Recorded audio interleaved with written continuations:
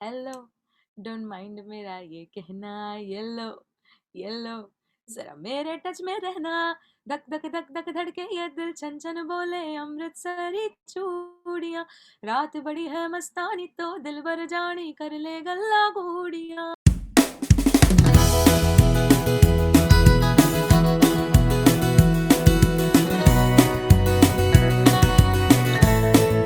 नमस्कार, स्वागत है आपका सक्सेस स्टोरी सीजन 2 में presented by Trident communication in association with world humanitarian foundation. और जी हाँ, हमारे आज की जो गेस्ट हैं वो तो क्या कहना, मतलब उनका गाना सुन के तो एकदम आप मोहित ही हो जाएंगे। जी हाँ, यशिता मैम, यशिता शर्मा मैम, जो आज हमारे सामने हाजिर हैं।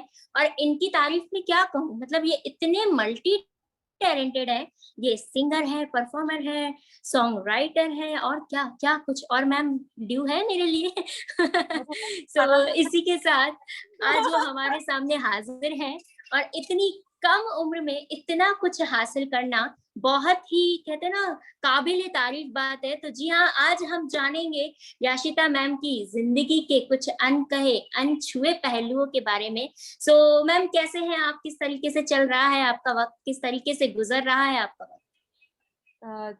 हाय पूजा, मैं वैसे फिलहाल अहमदाबाद में हूँ, मेरे ससुराल में हूँ मैं। ससुराल तो नहीं बोल सकती, ऐसा ससुराल वाला फीलिंग नहीं है, बट टेक्निकली मेरा ससुराल है अहमदाबाद। तो मैं वहाँ हूँ फिलहाल अपने मदर इन लॉ और फादर इन लॉ के साथ, और of course my husband and my 2 dogs. तो पूरी फैमिली के साथ मैं यहीं पे हूँ फिलहाल।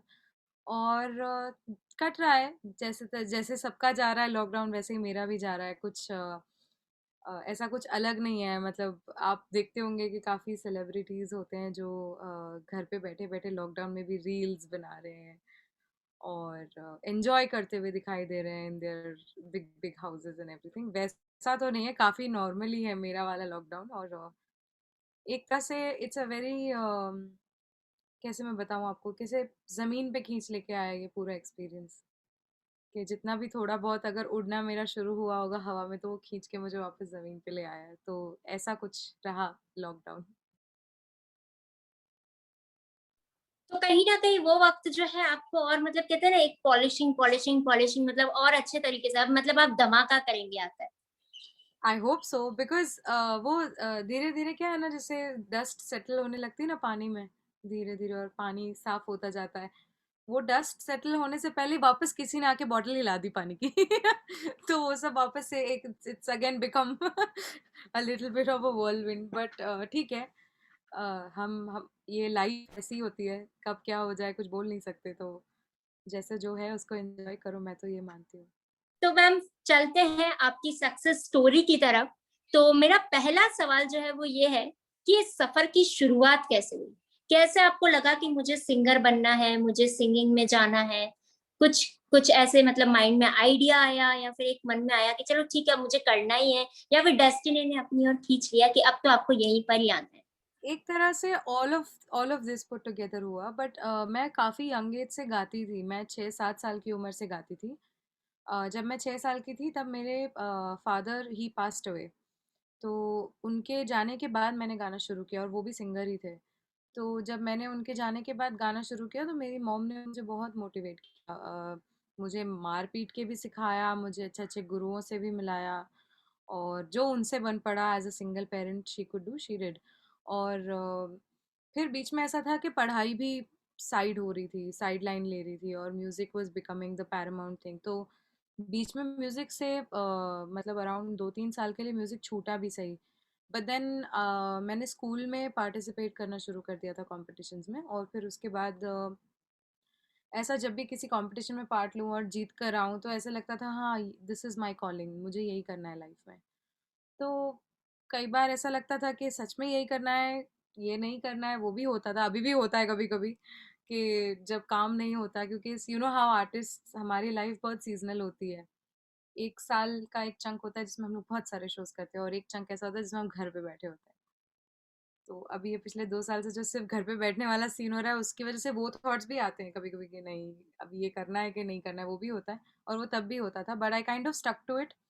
और फिर वहाँ से धीरे धीरे स्कूल ने भी बहुत सपोर्ट किया कि आप कॉम्पिटिशन्स जीत के लाते हो हमारे लिए, तो वो तो करेंगे ही सपोर्ट। तो ऐसे ऐसे बात आगे बढ़ी, और फिर बाद में when I was around 11-12 I thought I want to take this professionally. तो मैंने मेरी मम्मी को बोला कि मुझे शोज़ करने हैं। तो उन्होंने अपने कुछ कॉन्टैक्ट्स, मेरे पापा के पुराने दोस्त थे जो हैं अभी, और वो लोग शोज़ कर रहे हैं, तो उनसे बात की। तो उन्होंने कहा कि ठीक है हम ले जाते हैं, हमारे घर की बच्ची है, तो उठा के ले जाते थे मुझे बाइक पे। मुझे पर शो 500 रुपीज़ मिलते थे शुरुआत में। फिर उसके बाद धीरे धीरे धीरे करके एक मार्केट बना मेरे लिए, जिसमें वेडिंग शोज हो गए, कॉन्सर्ट्स हो गए, किसी भी एक मेन आर्टिस्ट के सपोर्टिंग क्रू में, जैसे कि बैकिंग सिंगर्स हो गए, सुनिधि चौहान आ गए उसमें, उसमें बेनी दयाल आ गया, उसमें शंकर एहसान लॉय आ गए। तो ऐसे ऐसे करके मैंने थोड़े बहुत शोज करने शुरू किए। पर फिर सारेगामा का ऑडिशन का अपडेट देखा टीवी पे, एड देखा, तब ऐसा था कि मेरे को अब तो पार्टिसिपेट करना ही है। That time I was 17, so they rejected me. They said that you are too young to audition, तो उन्होंने मुझे पहला राउंड ही ऑडिशन करने नहीं दिया। फिर मैं अगले साल वापस गई। 18 की होके फिर गई। तो लाइक ठीक है आ जाओ। फिर वहां से जो शुरू हुआ, तो होता चला, कुछ ना कुछ होता गया लाइफ में। तो कहा जाए तो आपकी जर्नी ऐसे है कि चींटी बार बार दीवार पे चढ़ती है, एक बार गिरी फिर वापस चढ़ेगी, वापस दूसरी चल। बार गिरी फिर वापस चढ़ेगी, और एंड हाँ, में पहुंच ही जाएगी। वो तो है, मतलब वो आई थिंक सबके लिए अप्लाई करता है। हम सब चींटियां ही हैं, अगर आप देखने जाओ ये दुनिया कितनी बड़ी है। इस अर्थ के अब बाहर भी कितनी बड़ी दुनिया है। टेक्निकली हम अगर अपने आप को कंपेयर करें तो we are nothing but very tiny specks. तो वैसे ही चलती है लाइफ। बिल्कुल। मैम, एक और चीज मैं मेरी दिल की बयां करनी चाहूंगी, मुझे आपसे बात करके बहुत अच्छा लग रहा है, ऐसा लग रहा है कि एक कंफर्ट जोन बन गया और मैं कई टाइम से आपको जानती हूँ। सो अभी तो अब आपने मेरा बोला जो अगला, कि आपने बहुत पुराने टाइम के हाँ बारे जी में मैम प्लीज बता प्लीज। दिया। मैंने अपनी लाइफ के बहुत अर्ली स्टेजेस के बारे में बता दिया, तो अब आपको पता चल गया कि मैं कहाँ से आ रही हूँ। तो that's why now you feel that you know me, so that's great. मुझे भी बहुत मजा आ रहा है। हाँ बिल्कुल। और मेरा भी एकदम ये माइंड में, वो कहते हैं ना कि एक इंस्पिरेशन के तौर पे, हाँ ठीक है अब मुझे भी किस तरीके से लाइफ में आगे जाना है वो चीज भी मुझे समझ आ रही है। तो मैम, हमारा जो अगला सवाल है वो ये है कि मैरिड लाइफ और अपना प्रोफेशनल लाइफ दोनों को मैनेज करना बहुत मुश्किल माना जाता है, अरे but how you manage? Actually मेरा जो हस्बैंड है चिन्मय, वो वैसे देखा जाए तो मेरा initially he was just a band member, और वहाँ से वो बेस्ट फ्रेंड बना। वहाँ से फिर वो एकदम फैमिली मेंबर जैसा हो गया, और फिर बाद में हम दोनों को ऐसा लगा कि प्यार जैसा कुछ हो सकता है हमारे बीच में। और वो स्पार्क नजर आया, और वो स्पार्क जैसे ही नजर आया, we were married within a year of that time. तो लकीली वो भी म्यूजिशियन है, वो ड्रमर है, और वो मेरा काम भी मैनेज करते हैं। तो he understands what it is like. जैसे फॉर एग्जांपल अब उनको पता है कि ये इंटरव्यू चल रहा है, तो ही नोज कि मुझे मेरे स्पेस की ज़रूरत है। तो वो he'll take care of everything, he'll clean the room, he'll manage all the lights. भी लगा अभी तो खाली बैठ। बहुत ही वैसे सपोर्टिव है वो। और because he is a musician, I think it's more easier for him to understand कि मैं क्या करती हूँ, मैं क्यों करती हूँ जो करती हूँ, और मुझे अपने काम को अच्छे से करने के लिए क्या क्या चीज़ों की ज़रूरत है। अगर आप उनको बोलोगे ना कि अगर मैं उसको ये बोलूँगी कि मुझे तू प्लीज़ एक आईफोन दिला दे, तो वो मुझे आईफोन नहीं दिला के he will buy a good mic for me, जिसमें मैं रिकॉर्ड कर सकूँ अपनी आवाज़, जिससे जिससे मेरे करियर को फ़ायदा हो, जिससे मेरी ग्रोथ को फ़ायदा हो। तो ही इज़ लाइक दैट। तो I think I am just one of the lucky people who kind of got their perfect partner, जिसको बोलते हैं ना, एकदम टीम मेट है मेरा वो। So it's not difficult to manage marriage and work when he is with मी।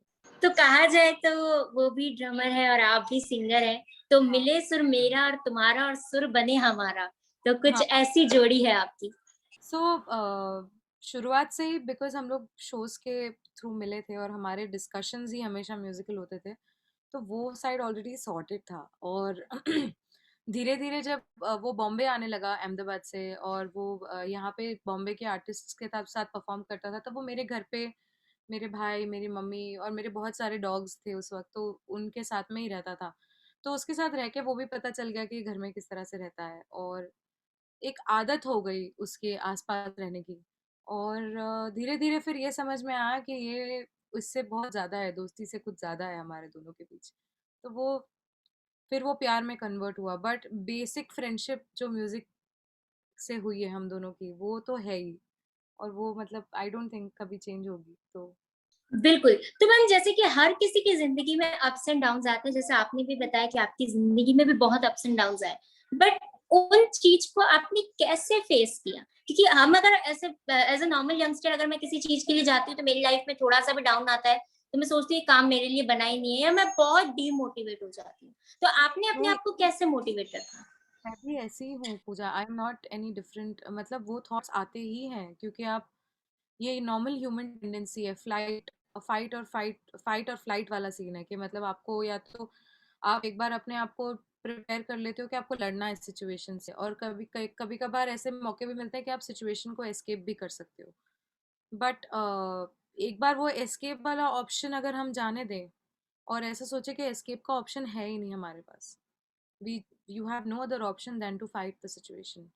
सो आप कोई ना कोई रास्ता निकाल ही लेते हो, क्योंकि सिचुएशन अच्छी हो या बुरी हो, आपका खुश रहना ज़रूरी है। और ऑनेस्टली ऐसा मैं कभी कभार, मतलब मैं भी, ऐसा नहीं है मैं बहुत परफेक्ट हूँ और मैं बहुत अच्छे से मच्योरली सिचुएशंस हैंडल करती हूँ, मेरा भी ब्रेकडाउन्स होते हैं, बहुत सारे ऐसे सिचुएशंस होते हैं। But the idea is to move past that, and the idea is to, यार ये आज का मेरा दिन बड़ा खराब गया तो मैं रात को रो लूंगी, मैं तकिए में मूड मुंह अपना भर के रो लूंगी, पर अगले दिन, अगला दिन फिर कैसा जाता है वो मेरे हाथ में है, वो मेरे दिमाग पे है कि मैं अपना मूड कैसा रखती हूँ।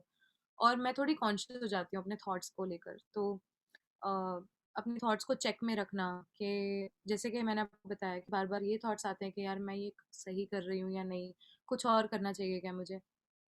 उस वक्त मैं अपने आप को रोकती हूँ कि बस अभी ये थॉट को और खाना मत दो, ये बड़ा होता जाएगा, तो इसको रोक दो यहाँ पे। और वो कॉन्शियसली करना पड़ता है, बहुत हार्ड वर्क है पर करना पड़ता है। तो कहा जाए तो आप भी मतलब हमारे जैसे ही हैं, लेकिन सिचुएशन को हैंडल करने का तरीका आप ढूंढते हैं अपने अंदाज में। हाँ, और वो कभी कभार अगर आप सिचुएशन में अपने आप को थोड़े टाइम और रहने दो ना, तो ऑटोमेटिकली आप सीख जाते हो। आप अगर इमीडिएटली आधे में आप उठ के बोलोगे कि मेरे को अभी यहाँ से निकलना है, तो आप निकल जाओगे। फिर उसके बाद भी ऐसा नहीं है आपकी लाइफ में प्रॉब्लम्स नहीं आएंगी, प्रॉब्लम्स तो आएंगी, पर उस वक्त आप अगर एक सिचुएशन छोड़ के दूसरे में जाओगे तो you don't know what problems that will create. तो आप उस सिचुएशन में थोड़ा अपने आप को, परेशानी जब होती है ना, तो उसमें खुद को थोड़ा उबालना चाहिए, तो ऑटोमेटिकली कुछ ना कुछ रास्ता निकल आता है। ऐसा मेरा मानना है कि मैं अपने आप को थोड़ा ज़्यादा तकलीफ में रखती हूँ। बिल्कुल मैम, कहीं ना कहीं वो मैं भी फील कर पा रही हूँ कि मुझे अगर मेरे साथ ऐसी कोई प्रॉब्लम होती है, इवन आज की जनरेशन का देखा जाए तो वो बहुत जल्दी किसी से भी अट्रैक्ट हो जाता है किसी भी चीज से, और जब उसको और करने के लिए जाते हैं और थोड़ा सा भी डिसअपॉइंटमेंट मिलता है तो माय गॉड ये क्या हो गया, और ये मतलब कैसे हो जितना गया। जल्दी आप अट्रैक्ट होते हो उतना ही जल्दी ये हम लोग, मतलब इस जनरेशन की मैं खुद को भी मानती हूँ, क्योंकि मैं जब अपनी मम्मी को देखती हूँ, या मैं मेरी मदर इन लॉ को देखती हूँ, या मैं अपने फादर इन लॉ को देखती हूँ, तो मतलब मुझे ऐसा लगता है कि ये लोग तो किसी और ही एरा के लोग हैं। ये लोग कैसे इन लोगों ने निकाला है टाइम। छोटी छोटी चीजें होती है, but if you don't let those small small things bother you, and if you don't let those small things, क्या कहते हैं, आपका, आपकी खुशी को अफेक्ट ना करने दो, तो फिर वो ऑटोमेटिकली धीरे धीरे बिकम्स ईजियर, ऐसा मुझे लगता है। मैम मेरा जो अगला सवाल है इसी से रिलेटेड है, कि जहाँ कहा जाता है कि अगर आप फिल्म इंडस्ट्री में जाते हैं या बॉलीवुड में जाते हैं तो वहाँ पे स्टैंड करना बहुत मुश्किल होता है। वहां पे हम्म। अगर आप कहते हैं ना कि अगर फ्रेशर है और बिना किसी ऐसे बैकग्राउंड से आते हैं जहाँ पे कोई भी मतलब फिल्म इंडस्ट्री का नहीं होता तो आपको बहुत मुश्किल होता है। तो हम्म। कहीं ना कहीं लोग वहां पे रहकर बहुत डिप्रेस हो जाते हैं और वो चीज उनके अंदर आ जाती है कि पता नहीं क्या होगा। तो आपने उस चीज को कैसे हैंडल किया? ऑनेस्टली मैं बताऊं तो अगर ये सब, ये जो इंडस्ट्री के प्रेशर्स है ना, जैसे मतलब अगर आपका कोई मान लो गॉड फादर नहीं है, या आपका कोई, आप किसी कैंप में नहीं हो, for a singers it's a label, जैसे अगर आप किसी लेबल को बिलोंग करते हो, तो आपके साल में 5 गाने तो ऐसे ही आ जाएंगे, आपके 10 इंटरव्यूज आ जाएंगे, आपके 5-6 आर्टिकल्स छप जाएंगे, वो ऑटोमेटिकली होता है लेबल के साथ, बिकॉज वहाँ लोग आपके पीछे लगे रहते हैं। अभी ऐसे बहुत सारे आर्टिस्ट्स हैं, उनमें से मैं भी हूँ, जो किसी लेबल के साथ साइंड अप नहीं है। तो we have to work harder, we have to work harder on our work. हमको हमारे गाने बाहर निकालने में डबल मेहनत करनी पड़ती है, क्योंकि हमको 10 जगह पे फ़ोन करना पड़ता है कि यार यार ये स्पॉटिफाई में करवा दे, यार ये गाना में करवा दे, यार ये कोई दोस्ती कोई रिलेशनशिप होता है, किसी कोई दोस्त होता है, या किसी से फेवर्स लेके, वो इंडिपेंडेंट आर्टिस्ट वैसे मैनेज करते हैं। फिर और ये लेबल्स का जो भी ग्रुपिज्म या जो कुछ भी आया, ये सब नया नया ही है, ऐसा कुछ मतलब पहले पहले भी ये था, पर उतने शायद ज्यादा सिंगर्स नहीं थे। अभी इतने सारे सिंगर्स हो गए हैं कि गिने चुने लेबल्स के पास है, और मैक्सिमम ऐसे हैं जो खुद के राम भरोसे हैं, so it is not a very good situation to be in. I agree with that. But अगर हम लोग जितनी एनर्जी वो सिचुएशन को ब्लेम करने में डाल रहे हैं, उतनी ही एनर्जी अगर हम अपने काम को और तगड़ा करने में डालें, तो आई थिंक पिक्चर बदल सकती है।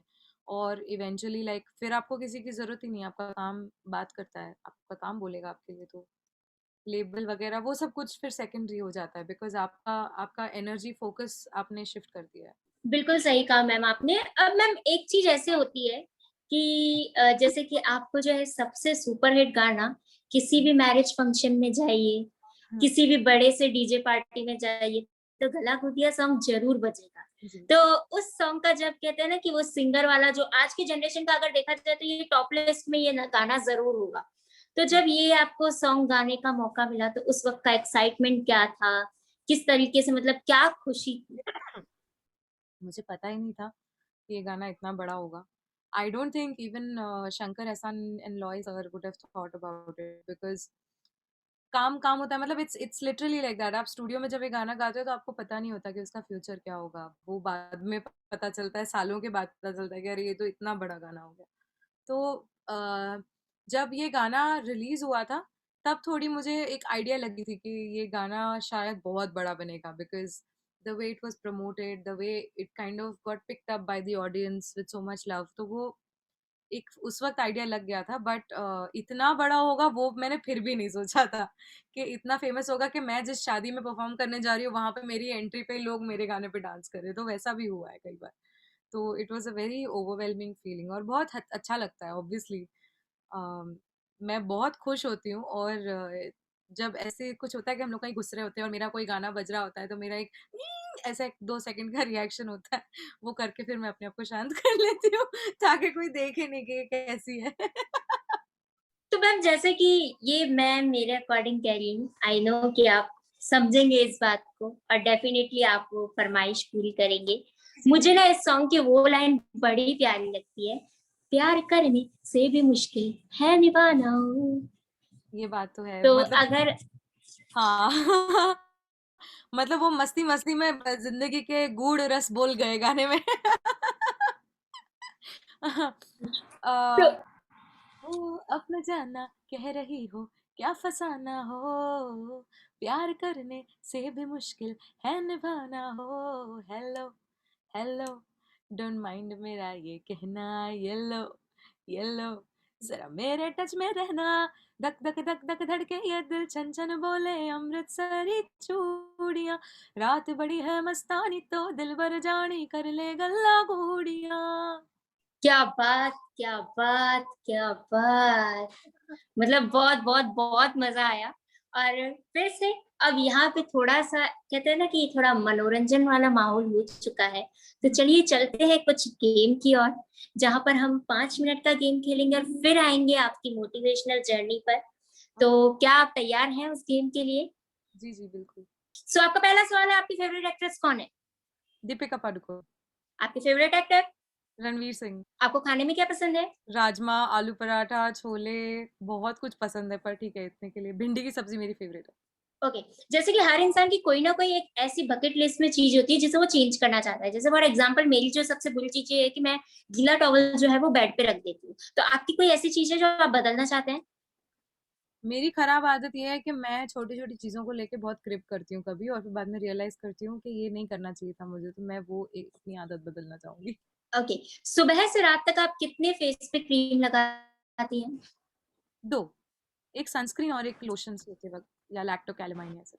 सो हमारा अंतिम सवाल जो है, अगर आपको कहा जाए कि आपके पास आज फ्री वक्त है तो आप उस वक्त में क्या करना चाहेंगे? सोऊंगी। सोना चाहूंगी, मुझे नींद बहुत डिफिकल्टली आती है, और इतनी जल्दी नहीं आती, तो मैं अगर मुझे एक्स्ट्रा टाइम मिले तो मैं वो टाइम सोने में डालूंगी।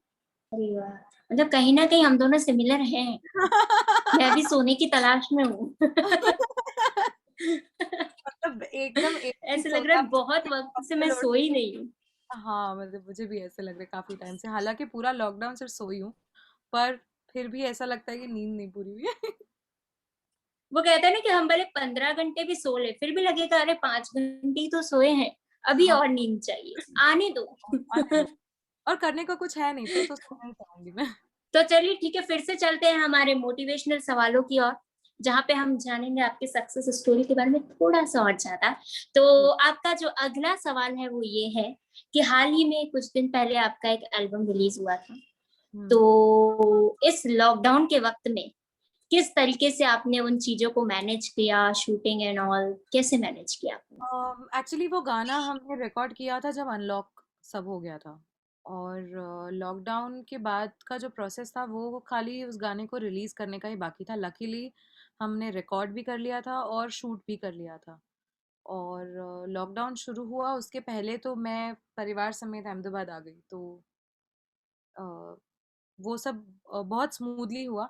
बट ऐसे ही मैनेज करना पड़ता है, आपको थोड़ा भी काम करने का विंडो मिले अगर तो उसमें काम करके फ्री हो जाओ, क्योंकि the more you keep delaying it, वो भी ऐसे टाइम पे जब कब क्या बंद हो जाए कब क्या हो जाए वो पता नहीं है, तो उस टाइम पे जब भी मौका मिले तब काम कर लेना चाहिए, ऐसा तो इसलिए। ओके, तो कभी कभी ऐसा होता है ना कि हम जो सोच रहे होते हैं वो नहीं होता है, और हम जो बहुत। नहीं सोचते हैं वो हो जाता है। हाँ। और ऐसा एक आर्टिस्ट की जिंदगी में बहुत बार होता है। तो कभी कोई ऐसी घटना आपके साथ हुई कि आपने जो सोचा वो तो नहीं हुआ, पर जो नहीं सोचा वो हो मतलब बहुत बहुत बार ऐसा हुआ है, मतलब मैं अगर अपने आप को 10 साल पहले की खुद से कंपेयर करूं तो मतलब मैं रिलेट ही नहीं कर पाऊंगी, क्योंकि बहुत ही अलग थी मैं पहले, और ये मैंने कभी नहीं सोचा था कि होगा, कि मैं इतनी बदल जाऊंगी। जैसे अगर आप 10 साल पहले अगर आप मुझे पूछो कि आपको क्या लगता है कि ये टाइम बहुत स्ट्रगल वाला, तो मैं बोला हाँ यार बहुत स्ट्रगल कर रही हूँ यार, ऐसे शायद मैं आपको बोलूंगी। पर अभी अगर आप मुझे पूछोगे तो मैं आपको बोलूंगी नहीं यार मैंने स्ट्रगल तो नहीं किया, मतलब because I enjoyed the process. So it's just about that कि हो जो भी, कि आप जो सोचो वो हो या ना हो, वो प्रोसेस एंजॉय करना। कभी कभी लाइफ अच्छे सब सरप्राइजेस भी देती है। मैंने नहीं सोचा था मेरी चिन्मय से शादी होगी, बट हो गई। सबसे हैप्पीएस्ट डे था मेरी लाइफ का, the day I married him. तो इट्स समथिंग, मतलब you know as as younger people हम लोग भी सोचते होंगे नहीं यार ये लड़का कितना अच्छा है, मैं तो इसी से शादी करूंगी। ऐसे सबकी सब लड़कियों के साथ होता है कि वो सोचती कुछ और है, पर देन इवेंचुअली उनको समझ बाद में आता है कि यार मुझे तो जो चाहिए वो तो ये है, ये तो मैं अट्रैक्शन में भाग रही हूँ।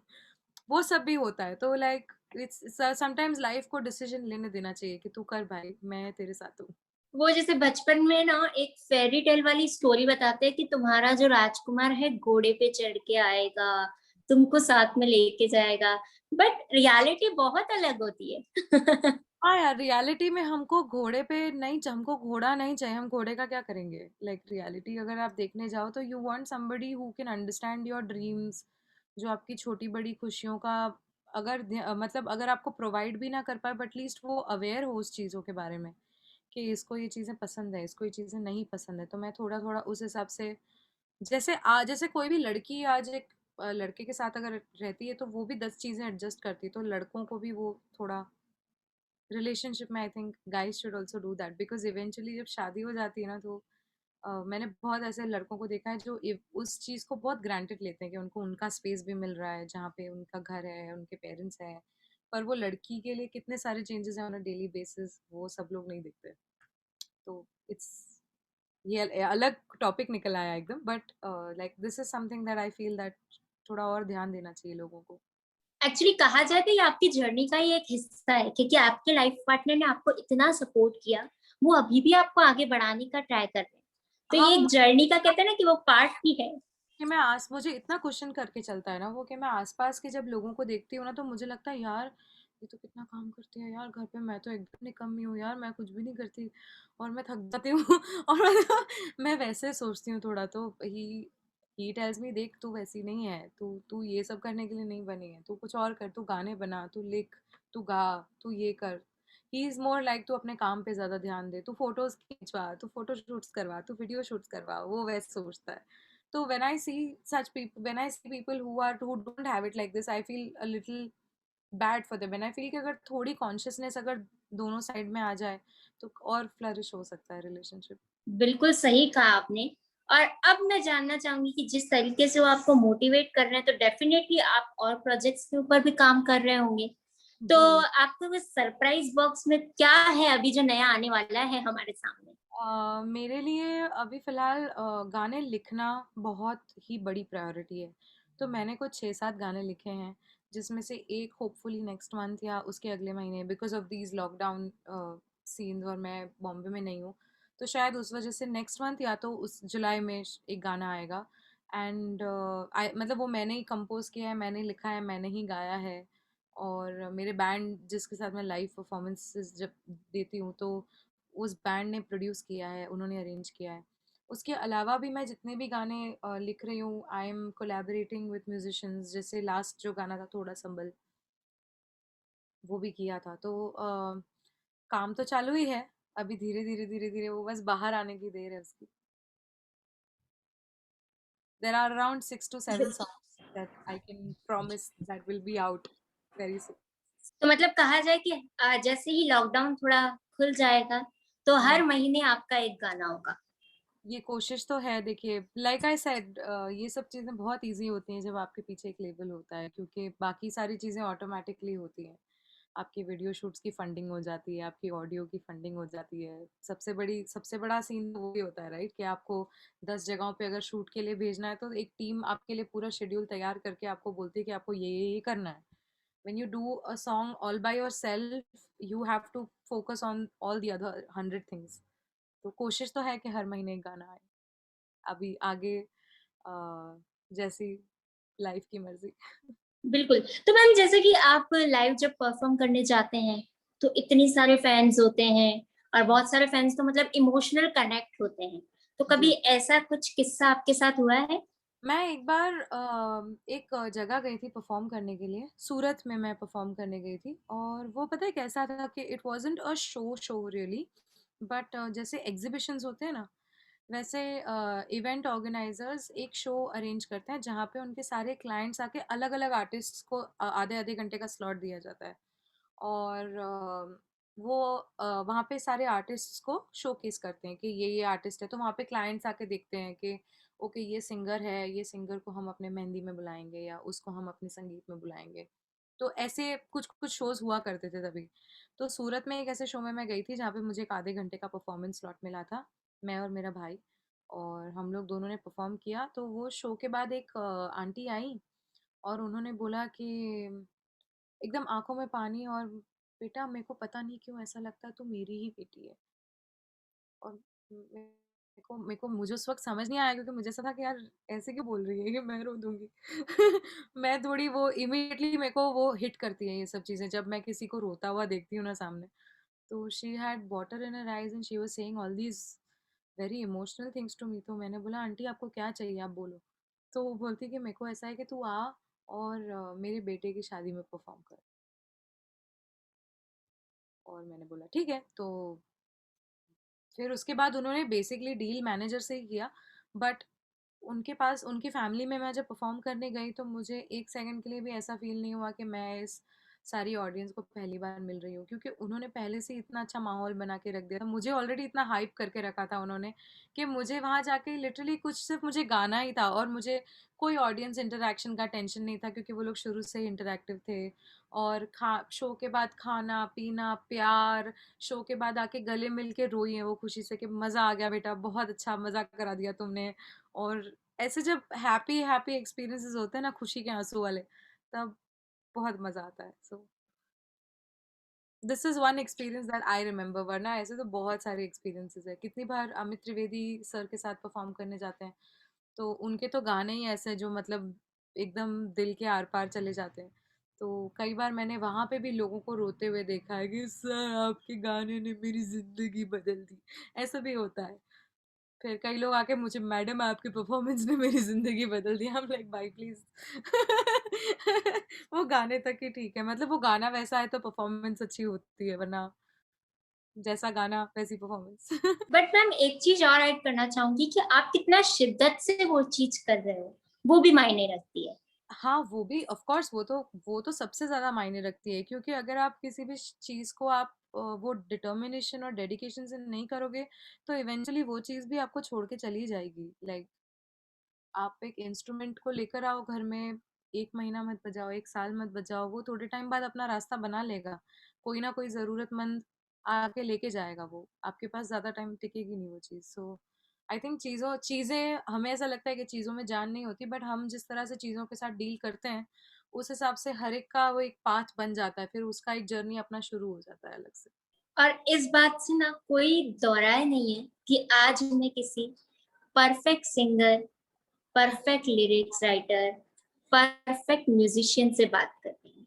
कोई दौराय नहीं है, क्योंकि आपने जो ये लाइन कही ना, इट्स अमेजिंग कि चीजें अपने आप रास्ता बना लेती है, वो कुछ वक्त तक अपने साथ रहेगी। हाँ, वो देखती हैं कि मतलब आप उसके साथ कैसे हो। अगर मैंने ये इंस्ट्रूमेंट्स के साथ बहुत देखा है। मैंने बीच में वायलिन सीखना शुरू किया था, पर फिर मुझे थोड़े टाइम बाद ऐसा लगा नहीं, ये मेरा इंस्ट्रूमेंट नहीं है।